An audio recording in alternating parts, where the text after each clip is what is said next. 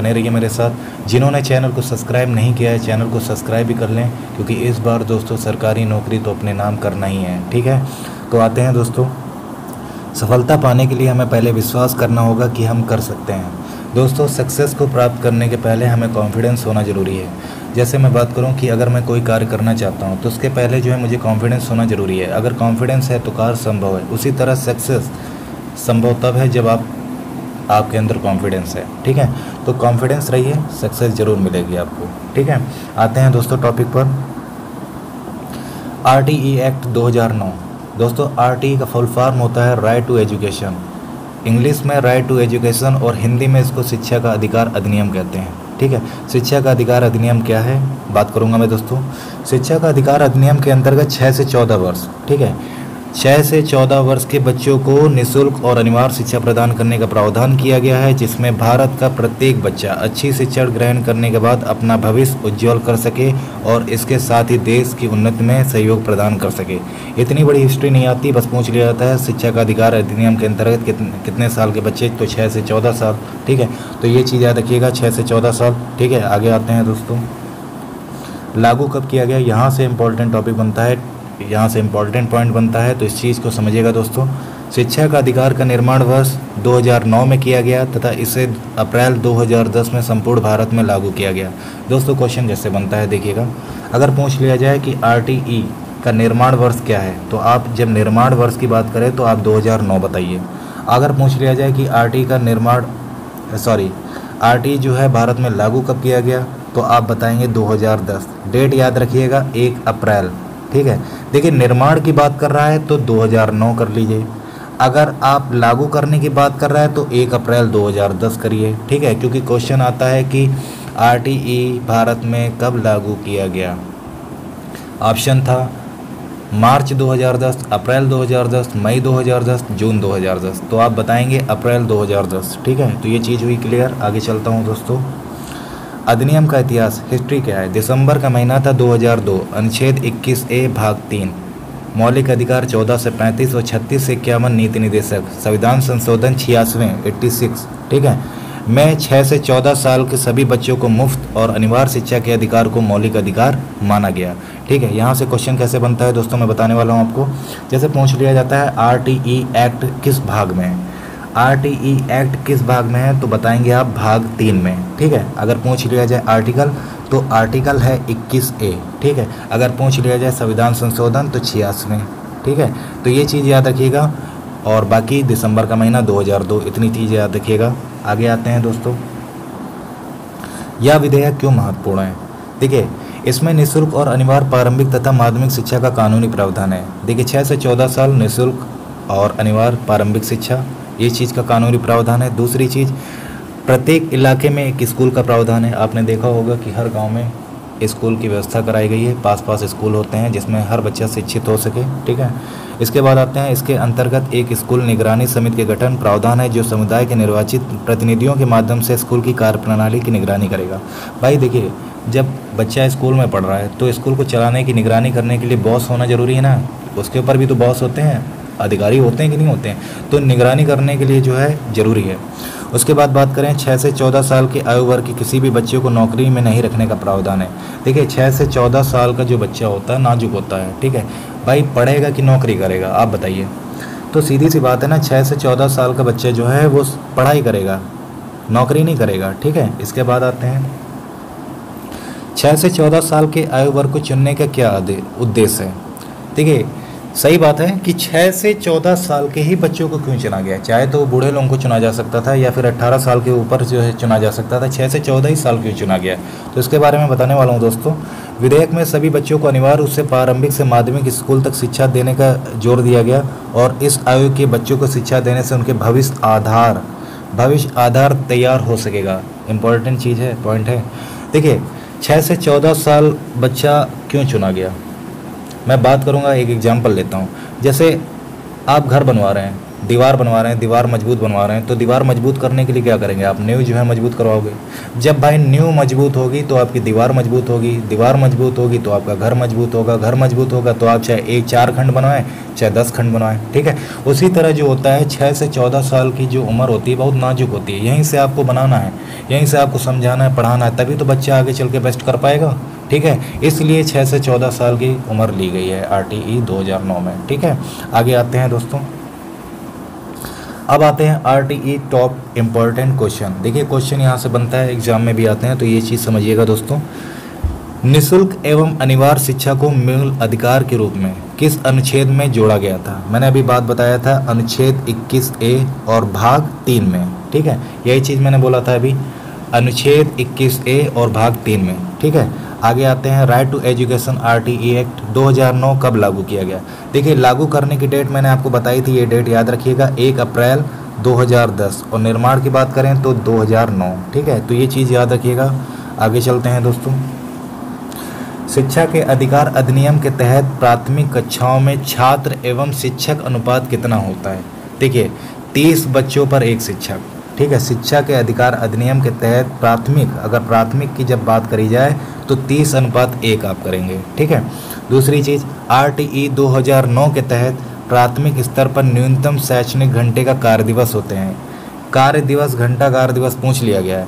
जब प्राथमिक स्तर पर कार्य दिवस पूछा जाए तो आप वहाँ पर 800 घंटे करेंगे या फिर 200 दिन, बात एक ही है, ठीक है। 800 घंटे या 200 दिन एक ही चीज़ है, ठीक है। तो ये चीज़ याद रखिएगा, जब प्राथमिक स्तर पर घंटा दिवस कार्य दिवस की बात करें तो 800 घंटे 200 दिन, ठीक है। ये चीज़ याद रखिएगा। आगे चलते हैं दोस्तों, RTE 2009 के तहत शिक्षक के लिए एक सप्ताह में न्यूनतम कितने घंटे कार्य होते हैं? देखिए RTE 2009 के तहत शिक्षक के लिए एक सप्ताह में 45 घंटे कार्य, ये चीज़ याद रखिएगा। क्वेश्चन पूछा जाता है कि एक सप्ताह में न्यूनतम कितने घंटे कार्य होते हैं शिक्षक के लिए 2009 RTE 2009 के अकॉर्डिंग, तो 45 घंटे, ठीक है। तो 45 घंटे होते हैं। छठा क्वेश्चन आता है, RTE 2009 के तहत प्राइवेट स्कूलों में कितनी प्रतिशत सीटें निर्धन विद्यार्थियों के लिए आरक्षित होती है? देखिए ये क्वेश्चन समझिएगा। जैसे मैं बात करूं कि देखिए प्राइवेट स्कूल में आपने सुना होगा कि सारे बच्चे अमीर होते हैं, गरीब बच्चा नहीं पढ़ पाता। देखिए हर माँ बाप का सपना होता है कि उनका बेटा जो है ना प्राइवेट स्कूल, अच्छे स्कूल में पढ़े, अच्छी शिक्षित ले, आगे बढ़े, ठीक है।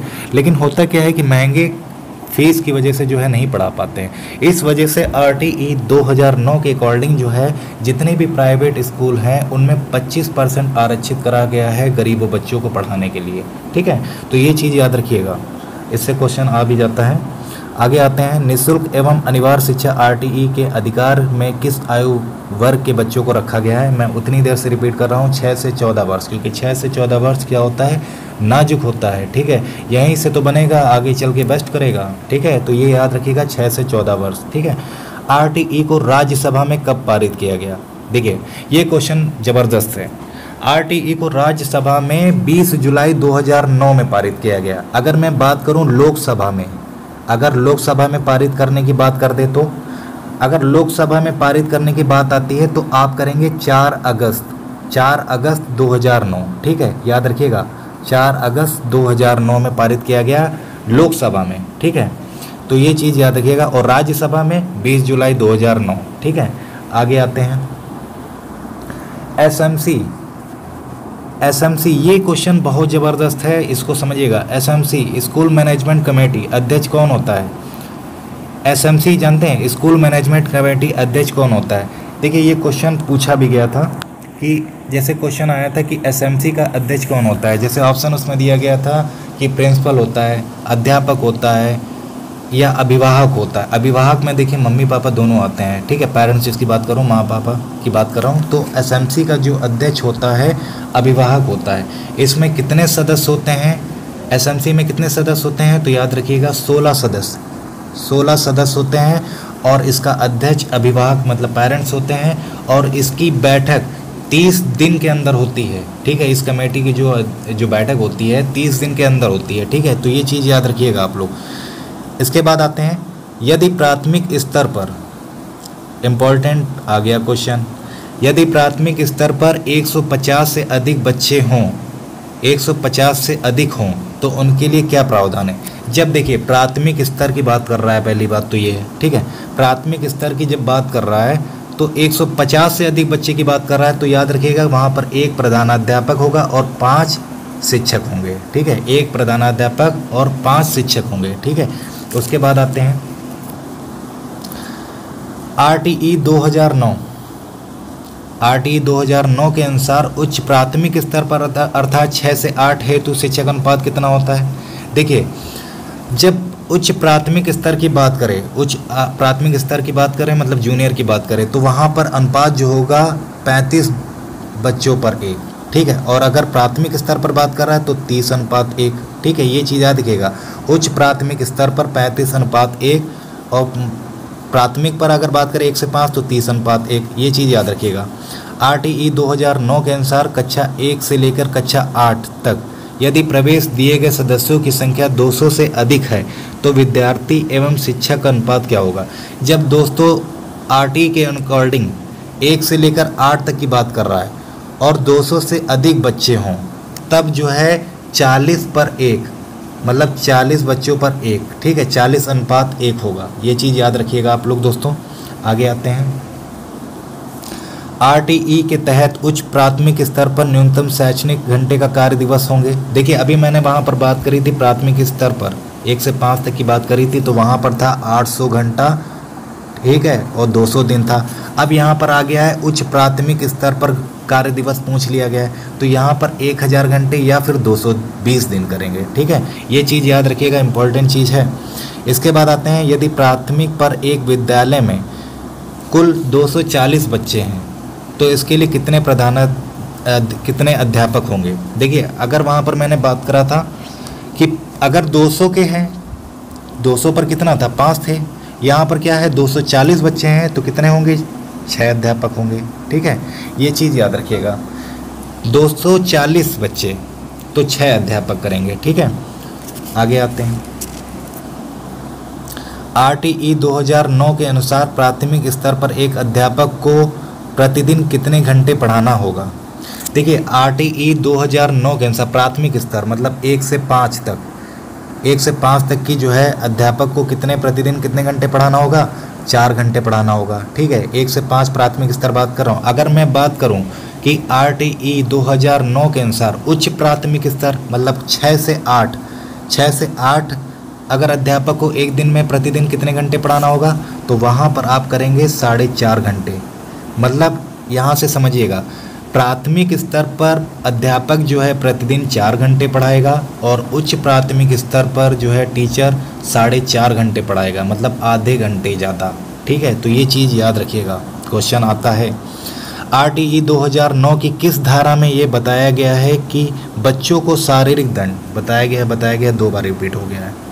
RTE 2009 की किस धारा में बताया गया है कि बच्चों को शारीरिक दंड देना, प्रताड़ित करना मना है। देखिए बच्चे को तो टीचर कोई भी दंड नहीं दे सकता है, अगर ऐसा है तो वो धारा 17 में दिया गया है कि ये बताया गया है कि बच्चों को शारीरिक दंड देना प्रताड़ित मना है, धारा 17 में बताया गया है, ठीक है। तो ये चीज़ याद रखिएगा। उसके बाद आते हैं RTE का ऑफिशियल नेम पूछ लेते हैं, तो क्या होता है।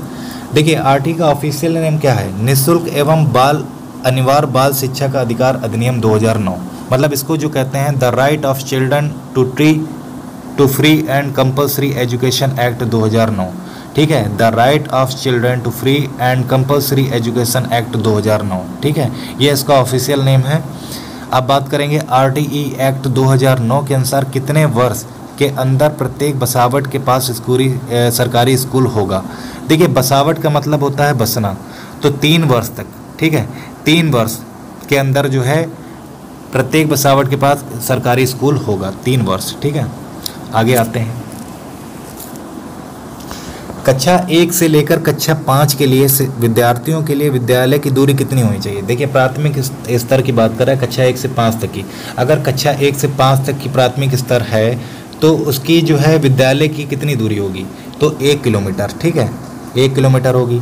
अगर मैं बात करूं, अगर यहीं पर उच्च प्राथमिक स्तर होता कक्षा 6 से 8 वाला, तब कितनी दूरी होती, तब 3 किलोमीटर होता, ठीक है, याद रखिएगा। 1 से 5 तक की किलोमीटर अगर है, 1 से 5 अगर कह दिया जाए प्राथमिक स्तर की बात कर दिया जाए तो वहाँ पर विद्यालय की दूरी होगी 1 किलोमीटर। अगर उच्च प्राथमिक स्तर की बात कर रहा है तो वहाँ पर 3 किलोमीटर, ठीक है, 3 किलोमीटर के अंदर होना चाहिए, ठीक है। तो ये चीज़ याद रखिएगा। शिक्षा अधिनियम 2009 की किस धारा में छात्र एवं शिक्षक अनुपात का वर्णन है? देखिए, अधिनियम 2009 की किस धारा में छात्र एवं शिक्षक अनुपात जो बात करते हैं ना, जैसे प्राथमिक स्तर में 30:1, ठीक है, उच्च प्राथमिक स्तर 35:1, तो ये किस जो है अधिनियम में कहा गया है? तो धारा 25 में, ठीक है, धारा 25 में बात करी गई है, ठीक है, अनुपात की। इसके बाद आते हैं शिक्षा का अधिकार अधिनियम एक्ट RTE 2009 में इस पर ध्यान नहीं दिया गया। 14 वर्ष के पश्चात शिक्षा, देखिए RTE 2009 में किस पर ध्यान नहीं दिया गया? भाई देखिए, सीधी सी बात है, 6 वर्ष के ना पहले और ना 14 वर्ष के बाद, सीधी सी बात है, 6 से 14 वर्ष, ठीक है, 6 से 14 वर्ष की बात करी गई है, ना 14 वर्ष के बाद ना 6 के पहले, ओके। उसके बाद आते हैं छात्र एवं शिक्षक अनुपात में क्या प्रधान अध्यापक शामिल होगा? बिल्कुल नहीं होगा, क्योंकि छात्र और शिक्षक का ही अनुपात होगा, प्रधानाध्यापक का अनुपात नहीं होगा, ठीक है। इसके बाद आते हैं दोस्तों, यहाँ पर सारे क्वेश्चन ख़त्म होते हैं दोस्तों। और थैंक्स फॉर वाचिंग दोस्तों। अगर आपको अच्छा लगा है वीडियो तो दोस्तों लाइक करिए, और अगर कोई चीज़ आपको दिक्कत कर रही है, किसी टॉपिक में दिक्कत है, आपको लगता है कि मैं वो टॉपिक लेके आऊँ, आपको बताऊँ, तो आप कमेंट बॉक्स में कमेंट कर सकते हैं। बाकी हमारा टेलीग्राम है तो उसको भी ज्वाइन कर सकते हैं। उसके ज्वाइन करने के लिए @yoursuccess01 करिए और बने रहिए दोस्तों मेरे साथ। दोस्तों बस इतना कहूँगा कि इस बार नौकरी लेके रहना है। बाकी दोस्तों वीडियो को जो है सब्सक्राइब करें, इसको शेयर करें, जितना हो सके इसको शेयर करिए दोस्तों। धन्यवाद दोस्तों।